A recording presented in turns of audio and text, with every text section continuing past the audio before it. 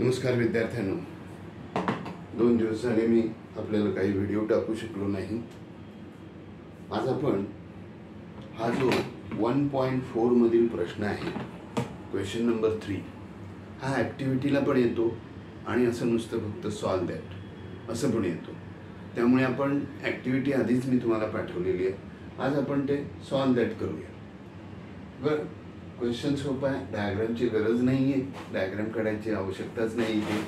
बघा काय, if triangle ABC similar triangle PQR,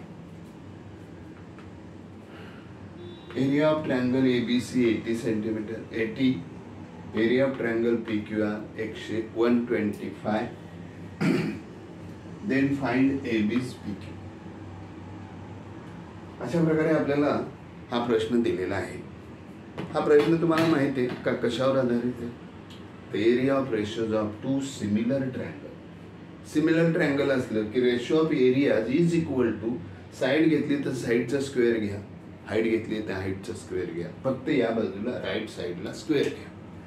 given मध्ये हा क्वेश्चन कधीच आपण लिहित नाही, मग आपण काय करतो तर ह्या क्वेश्चन मध्ये दिलेल्या गोष्टी गिवन लिहित असतो। हे बघा इथे गिवन आहे, एक AB triangle ABC similar triangle PQR, हे फर्स्ट गिवन आहे। Second given the measurement of areas of these two triangles, therefore first आणि आपलं नेहमी सोल्युशन असो अगर प्रूफ असो त्यामध्ये नेहमी फर्स्ट सेंटेन्स हे गिवन मधलंच असलं पाहिजे, कारण जे ते आपल्याला देतात ते आपण इकडे वापरायचं आहे। चला ठीक आहे, ए triangle ABC similar triangle PQR given लिहिलंय। हे रिझन पण मी आधी का दिले तर हा व्हिडिओ छोटा व्हावा, आणि छोटे व्हिडिओ बघतात मुलं, मोठे व्हिडिओ बघायला कंटाळा करतात। ठीक आहे, असू द्या, तुमची सोय व्हावी म्हणून हे लिहिलेलं आहे। ठीक आहे, म्हणजे आता बघा हे दोन triangle ABC similar triangle PQR means the similar triangle are given to you, therefore लगेच फॉर्म्युला आपल्याला माहिती आहे। त्याचा काय फॉर्म्युला आहे?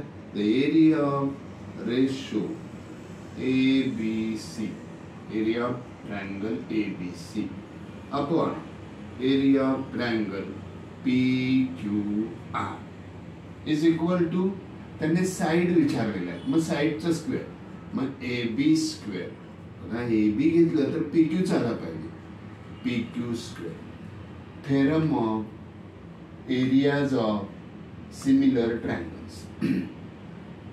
आता इथे पण आपण तेच बघणार।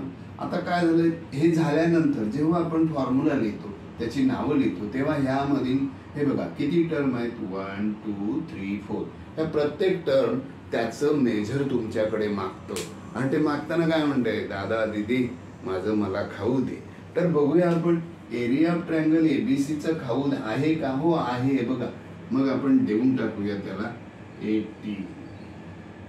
एरिया ऑफ ट्रायंगल पीक्यूचा दिलेला आहे का? बघा, हो दिलेला आहे, मग तो पण लिहून घेऊया 125। Is it clear?